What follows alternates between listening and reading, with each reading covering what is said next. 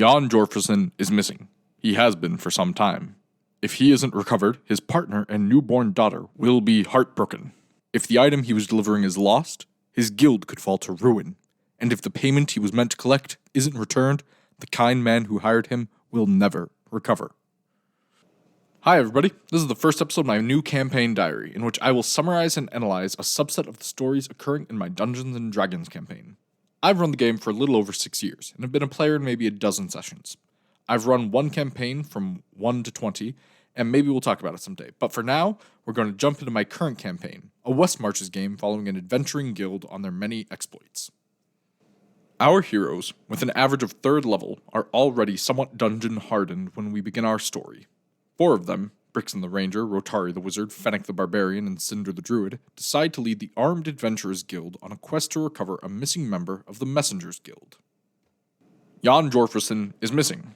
He has been for 3 months at this point. The party met with the Messengers Guild to form a profile of Gorfreyson. They discovered that Jahn is the son of Hermes, god of messengers, and has incredible powers because of that. In addition to being able to cast Sending and an improved Phantom Steed once per day, he can also cast Speedy Courier once a week. He is one of the highest ranking guild members, very useful for transporting valuable items and sensitive messages. The party learns that the Messengers Guild was contracted by the Museum of Recall to transport a secret item, and paid handsomely for it. When Jahn began the delivery, every aspect of the job seemed standard for a sensitive item. 2 days after he left was the last time anyone heard from Jahn. At the time, he was about 400 miles north of the city, about 2/3 of the way to his destination, making camp under the giant's shot put. If the Messengers Guild is unable to recover either the artifact Jahn was moving, or the pay they were meant to collect, then the guild will receive a mark of remittance, seriously endangering their exclusive rights to couriership within the city of Recall. They've already allowed a few freshly minted adventurers from neighboring villages to go after him, but none have returned.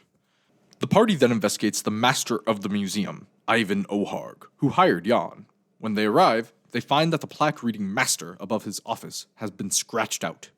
When they knock, they are met with a half-dressed, scruffy dragonborn standing in front of a sleeping bag. Ivan has fallen on hard times since Jahn disappeared. After vetting the party with a whip of veracity, he trusts them enough to tell them what Jahn was delivering. 2,023 years ago, Tiamat made her second attempt to dominate the material plane. After her first attempt, her spirit was torn asunder into 5 aspects, each encased in a crystal orb. When she reformed and emerged for her second attempt, she used the remnants of those now broken bindings to stabilize her physical form. After her destruction by the Obsidian Fisticators, a few of the pieces of those orbs were recovered. The museum was selling one in a private, anonymous auction, as the mention of Tiamat is still likely to cause unrest among the populace. The auction was won with a bid of 14,000 gold, guaranteed by the seal of a high-ranking noble in Borntion.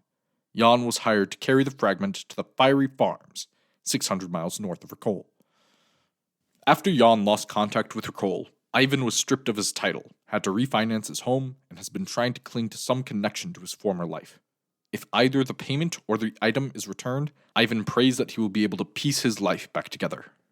Lastly, before leaving the city, they met with Jan's girlfriend, his only known connection remaining in the city.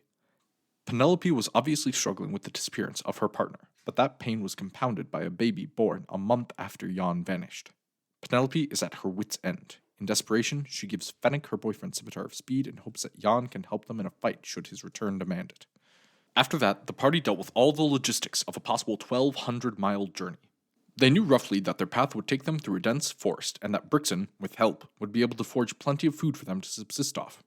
Loading their cart and setting off on their newly purchased horses, the guild departed. For the travel, we decided to have each week require a skill challenge. Because the forest was Brixen's favored terrain, they started every week off with 1 automatic success. This was a grueling series of 4 skill challenges, 1 traveling over the plains, 1 through sparse forest, and 2 through a dense primordial redwood forest. Through the fields, they had no issues, collecting plenty of food along the way. In the forest, they began to dip into their emergency supply. As they traversed the first 150 miles of the old forest, they found themselves stalked by owlbears, but when one attacked the caravan, it was barely scared off by Fennec's daunting roar. Along the way, they found a few interesting animals, like eohippi, and a long-abandoned barrack built into a cave.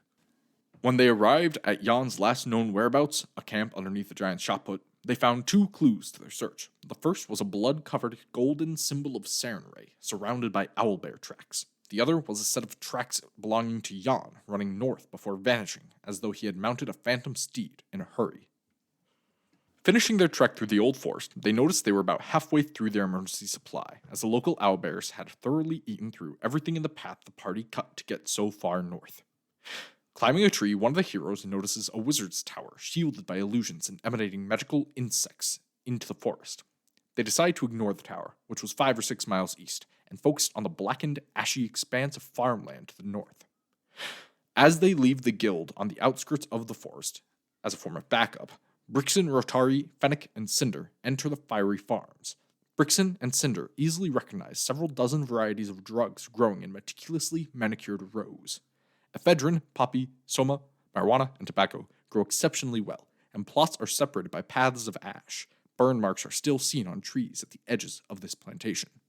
As they travel the fields, Cinder casts Locate Object, focusing his will on the box Jahn was carrying, as he had a duplicate to amplify his senses. He determined that it was about a quarter mile underground, and as they approached a castle, he realized it was underneath the enormous keep. The party was greeted by guards at the large portcullis and only entrance into the castle wall. They were interrogated and explained they sought a messenger named Jahn who was traveling to this location. The guard, with glowing orange eyes, left to consult with his master. As the party stood quietly in front of the remaining guards, they saw how scrappy-looking they were. Not at all like normal guards. All their heads of hair had been singed close to their scalp, and they peered at the party with glowing orange eyes. Rotari noticed in the distance that there were several hundred field workers tending to the crop, a mile or two north of the castle. The party was escorted into the castle walls, where they relinquished their weapons before entering the great hall. Sitting on a throne, lazily stuffing his mouth with a handful of salad and reading a book, the party saw a lithe elven figure. After kneeling and paying homage, he seemed to notice them, and invited them to dine with him. The party explained what they were after, and the master, named Smolder, said he had been disappointed to never receive his item. A relic of anyone involved in the Battle of Tiamat was quite rare, and he coveted it greatly. Smolder spoke with the party for some time, striking his servants on occasion for seemingly innocuous infractions, like not bringing his abacus before he even asked for it. Throughout all this conversation, the party knew Smolder was lying through his teeth, but he was nonetheless magnanimous to them. He offered them housing for the night in exchange for killing a troll or two on their way out, and he even showed them around the castle before he set off to bathe. Now unsupervised, the party began pilfering Smolder's library. They found several dozen books by a gnomish novelist named Steliad, each well-worn and published over the span of several centuries. Frustrated with the search, Rotari cast Detect Magic, which set off a fuse-like alarm. The party convinced a pair of guards they were permitted to use magic to help with their book search. Before the guards left, Cinder hugged one of them, and his eyes flickered from orange to blue for just a moment. Clutching at his coin purse, the guard ran off. Alone again, Rotari found a manual of bodily health, a warded journal labeled My Grimoire in Draconic, and an unmarked magical book. Additionally, he discovered 2 spell scrolls, one for Dragon's Breath and one for Fire Shield. He pocketed all the magic. Still perusing the library, the party heard hundreds of footsteps marching through the great hall. Peeking out the library, they saw hundreds of servants, all with glowing eyes, singed hair, and identical uniforms. With his eagle eyes, Brixen spotted Jahn amongst the crowd, singed and thinner than in his family portrait, but definitely the same Jahn. Calling after him had no effect. Tucking back into the library to discuss, they were soon joined by the Majordomo Nakab, chief servant to Smolder. He informed them that their dinners were ready and could be delivered to their rooms if they wish. The party agreed and went to Rotari's room to relax in more privacy. Once inside, they saw a note and a coin purse on the pillow, which read, "Thank you so much for the conversation and for dealing with those pesky trolls. I'm sorry I can't join you for dinner. This bath is too good to ever end." As Rotari strung the purse through his belt, his eyes began to glow orange and his warforged body began to smoke. Quickly, as Rotari lifted the coin purse and stared greedily at its contents, Cinder dispelled the effect with a well-cast Lesser Restoration. This set off similar alarms to that which was in the library, and the party abandoned Rotari's room, hiding in Cinder's. A pair of guards arrived to investigate, and Brixen lifted one of the magical books and said he couldn't read Draconic without the spell. This dissuaded the guards, who made it clear it was the party's last magical warning. After the guards left, the party tried to carefully drop Cinder's similar gift out the window, as it was tempting each of them in turn. Tragically, as Cinder was about to drop it, he wavered and grasped the purse firmly. As he turned to the party, they could see his eyes had begun to glow. Whew, that's enough of that. Now that we have that exhaustive, some would say exhausting, summary out of the way, let's dig into the lessons that this session has to offer. If you're in my guild and joining this adventure, there are spoilers ahead. This is where you stop. You can go no further. You can go no further. This session was a bit of a last-minute scrap for me. I had been planning on running against the cult of the reptile god, really until like the 11th hour, when I realized I couldn't wrap my head around the module. I find I have a real problem reading modules and adventures. It may just be the lack of practice, but I really get into my own head about the text, and sticking to the text, and making sure to not muddle the text. So I guess the first lesson would be not to worry about that so much. But I can't run modules, so I probably shouldn't advise you on that point. For the last year or so, I've had a very specific image in my head of a farm ruled over by a red dragon and populated by dominated humans. Since I'd been thinking of running a reptile god anyway, I decided to tweak it and pivot to a draconic drug lord instead. I figured between the abduction, enchantment, and poppy war-style drug sales, Smolder would be a pretty epic bad guy. I think Smolder's really what saved this session. I hadn't been feeling it through the first 3 quarters of this adventure, and it didn't seem like my players were either. This might be their inexperience with classic D&D concepts like foraging as you go and bringing porters, but we had a bit of a struggle before they left. I don't think there's any problem with reminding players of these mechanics and abilities before they go on an adventure. I think it's perfectly fine to let them know what groups have historically done for travel. An important part of that, though, obviously has to be that your advice or historical acknowledgments are sound. You can't say, don't worry about rations, you can forage as you go, then drop them into a desert. That's not really fair. Here, the party had good foraging odds the entire way, but it just happened that the dice decided they were eating hardtack all through the forest. Regardless, their logistics and ensuing economic issues came at the tail end of 2 hours of roleplay and investigation where I was inventing almost everything off the bat. I'm pretty used to that, so I don't think they were concerned about it, but I do feel like there were some logical breaks resulting from this approach. For instance, why didn't the museum vet the buyer? Why has nobody investigated the politician whose seal guaranteed the bid? How come nobody has started scrying on Jahn yet? All of these have some answers, just of dubious nature. I noticed some during roleplay, so for instance, I had both the guild and the museum say, if you guys fail, we're scrying on the item. I think it's perfectly fine to have your quest givers say stuff like that, especially if you come up with some reason they haven't done it yet. For me, in this world where magic has long since died and we're just waiting for the blood to stop pumping, the reason was economic. 1,000 gold pieces for a group of adventurers to try to recover the item or the payment was a worthy gamble. Hiring someone to scry would reasonably cost 10 times as much, and they would still need adventurers to retrieve it. That said, Jahn had been missing for 3 months, so I don't think their reasoning is completely airtight. So I think the session would have benefited from a lot more than the 30 minutes of prep time I gave it, but I was able to prep for the rest of the session during the party's planning. I knew the rough outline going in. The party would investigate in the city to get an idea of what was going on, then travel several hundred miles, then explore the fiery farms. So let's examine each of those sections individually. In the city of Recall. I start almost every session by having players narrate how and what they have for breakfast. This gets them back into their character after several days of not playing and provides the added benefit of giving the session leader a chance to outline their goals for the night. So we start with breakfast. They met with their boss, the guild master, and explained that they plan to investigate that day. This is just a 5 to 10 minute check-in between the players and the GM to make sure we're all on the same page. They explain their goals and introduce themselves to each other, as some hadn't shared the table before. I find these chats super helpful in planning and pacing each session. In this case, I took note of their goals and was able to quickly jot down a few of the NPCs likely to come up. I also started constructing how much time we would spend on each part.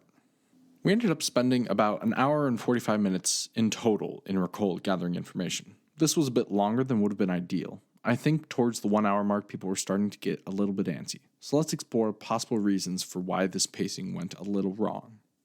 The biggest thing that would have helped this section was definitely preparation. I didn't prepare what exact information each NPC would have and be willing to share. I had rough ideas and came up with names during the initial meeting, but some of the rough ideas I had were completely contrary to how I ended up actually playing them. For instance, I planned on Ivan O'Harg being a wealthy, politically sleazy cultist of Tiamat. I thought setting him up as a future villain could be interesting, but when we were actually playing, I just didn't want that. I wanted the players to feel like Jahn's disappearance was a big problem. I wanted people to be eager to help the party, even if they're still suspicious of adventurers. So, I made him penniless. I decided the auction was to raise funds for the failing museum, not some elaborate smuggling plot. I feel like I'm too often too quick to pepper in extra conflict where none is needed. I think this change to Ivan's character was a welcome introduction of a different kind of conflict. It raised the stakes for the mission. Actually, let's talk clearly about the stakes for a minute. There are 3 parties that were hurt by Jahn's domination. His guild is at risk of losing its status, Ivan is at risk of being unable to recover his career, and Penelope is at risk of being abandoned. Interestingly, these varied stakes mean each of the parties want different things. The Messengers Guild wants the payment Jahn was sent to collect. It doesn't matter so much who has the Relic of Tiamat, and if Jahn dies, well, that's the risk of doing business. But if they get a mark of remittance, they will have to move into a defensive position as a guild, ensuring that they only take absolutely safe missions until their mark of remittance expires after 7 years. This would be a long-standing inconvenience and would hurt their profits greatly, especially with lucrative war missions cropping up more and more often. It would also be a problem that the player characters would interface with regularly over the next 7 years of this campaign. Every time they want to send a message or send a package anywhere in the world from Recol, they would have to make it worth their while. They would have to persuade them with extra costs just to take a dangerous mission. Obviously, this is already true to a certain extent, but the extra cost would probably be triple or 4 times as much as they would usually pay. That would make the player characters mad that they failed this mission. But anyway, the museum would probably want the artifact back. They don't care about Jahn at all. But if news of what he was delivering gets out, that would bring a lot of uncomfortable scrutiny to bear upon the museum and its leadership. People would lose trust in the museum as an educational institution if they were willing to not only sell, but to lose a potentially dangerous relic of the Scaled Tyrant. Penelope, on the other hand, just wants her partner back. She's struggling as it is to take care of her daughter. The money isn't really an issue, at least not yet, but she's had her boyfriend ripped from her because he wanted one last big payday before their baby came. She's had to endure childbirth and the first 2 months of motherhood essentially alone. She's had help, obviously, but she needs Jahn back and doesn't care about the package or the cash. I made sure to have her tell the party essentially this and drove it home by having her hand them a very rare magic item. So these varied stakes and parties mean that the guild has 3 different ways to successfully complete the mission, and even a very rare magic item to help them. Let's talk about that sword for a second, because this whole guild is made of characters from 2nd to 4th level. That's usually considered way too soon to hand out an item like the Scimitar of Speed. I don't think it really is. It'll make combat a little easier, sure, but not by a ton. I mean, if a rogue or a paladin got their hands on it, I might be a little worried, but this party had 2 casters, a ranger, and a barbarian. In either of the marshals' hands, this weapon is going to increase their damage output a bit, but I can always add more goblins. Weapons like this, that just increase damage, never really strike me as immensely powerful. I'm far more careful with weapons that impose conditions, control the battlefield, and act as I win buttons to non-combat problems. Those are the items that really decide the fate of an adventure. A little extra damage here and there doesn't do that, but what it does do is make the players feel awesome. Players get incredibly excited by doing massive amounts of damage, so I say, let them. Just as you go. There's no such thing as an OPPC. At least in relation to the world. Inter-party balance is definitely an important consideration, but running this game with gritty realism sort of works as a condenser. To a certain extent, everyone's powers are dampened, so the infamous marshal-caster divide is even less of an issue than normal. So, I gave them the Scimitar of Speed. I expect that they're just going to hand it off to Jahn, and they even talked about that. Because they want him to be able to use it immediately, none of my players even attuned to it. I was really proud of them for that, but I digress. After dealing with all their investigations, we had to deal with everyone's favorite, fantasy accounting. That's right, spreadsheets and rations, baby. I'm kidding, of course. Nobody likes these logistics, and that's primarily because they're not dramatic. They're intense and important, especially for an OSR-inspired game like mine, but they're not fun. I'd really like to find some way to simplify this logistical nightmare. I think part of my problem might be that I have lately ingrained into my approach that 5th edition revolves around resource management. While this is true, and the allure of simplifying it down to just a resource management game has worked on me, I don't think it's very helpful. For beginner DMs who go online and ask why one encounter every long rest is so easy, it might be. But for me, nah, not so much. Anyway, when I run into unenjoyable aspects of the game, like logistics, I look to other systems to see how they do it. For instance, I really like what 5 Torches Deep does with resources. To protect your players from analysis paralysis and the bookkeeping of writing down specific amounts of stuff like rope, each player writes down a handful of things they're carrying and how much of their carrying capacity they dedicate to their total stock of supplies. Then, every hour, or whenever they use a fair bit of resources, to light a fire for instance, they mark off a resource point. This might be the right amount of abstraction, but I'm worried about losing that magic moment I love so much as a player when the DM presents an obstacle and I have the exact tools for the job because I packed both silk rope and caltrops. I know a few of my players like that too. You can usually pick out the ones pretty early in a campaign when they're asking what exactly is in their starting packs, so I'm not sure if this abstraction from 5 Torches Deep would be a good to try, but I'd love to hear your thoughts in the comments. Travel. So after they were packed, they set out on their trip. In many ways, I think of this session primarily as travel. I want to be clear, I don't think it would qualify as exploration. To me, exploration is necessarily meandering. It helps in these cases to give your players a map, but I haven't, as I wanted them to draw their own. In reality, this party marched in a straight line 600 miles, found 4 described locations, and got to their destination. There was no wandering. I'm worried the way I've ran this travel may be what's making me feel like this was a railroad of a session. I don't feel like I gave them enough agency. I thought I did when I was running it, but looking back, I'm not so sure. Each week of travel had 2 phases. The first was a skill challenge. The party had to succeed a number of skill checks before they reached 3 failures, or else something bad would happen. I threw it wide open to the players and asked them to come up with any action that could plausibly help with the travel. The thing is, over the course of the travel, we probably had north of 30 rolls. That's a lot of discrete ideas to ask for on the spot.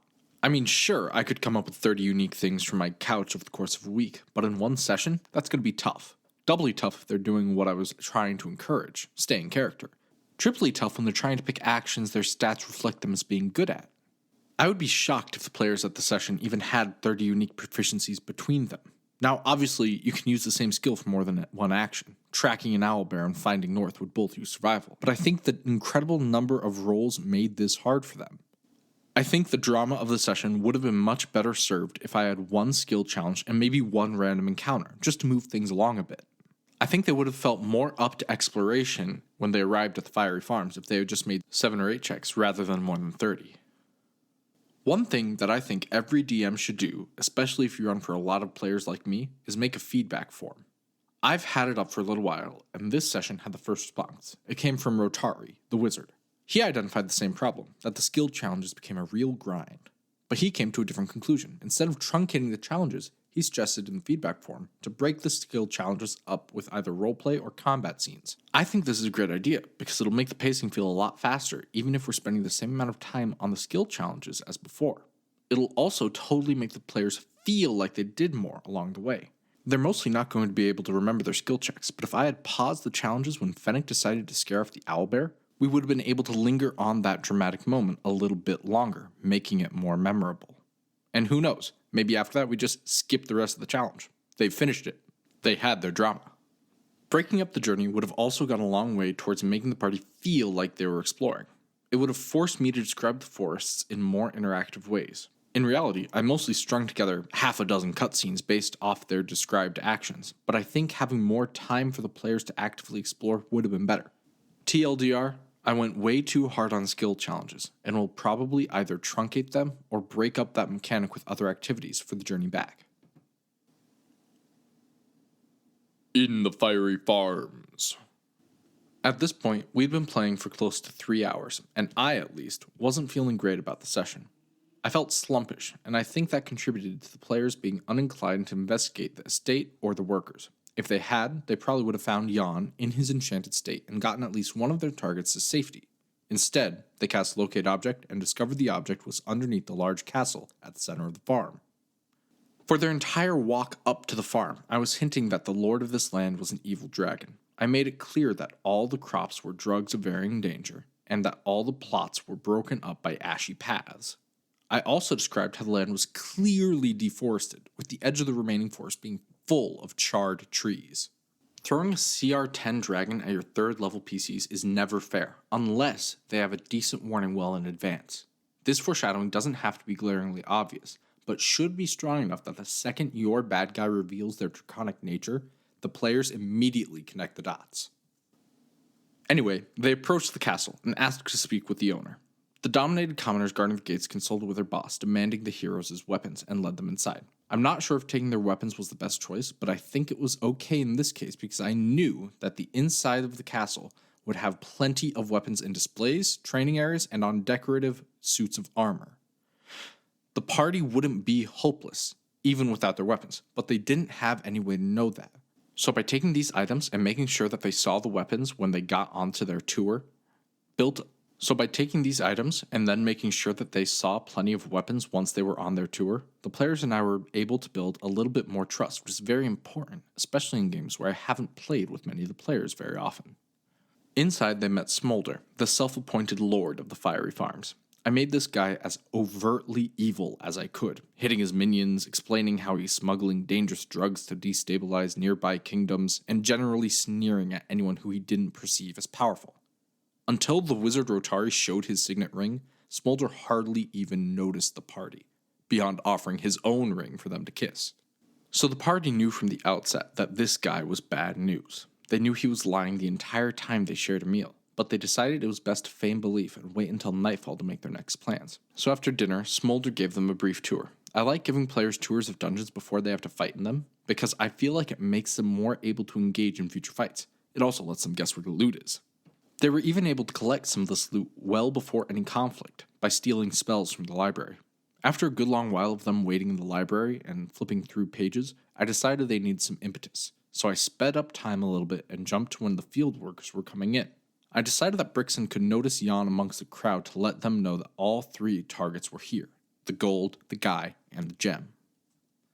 Now, I think I fumbled this next part.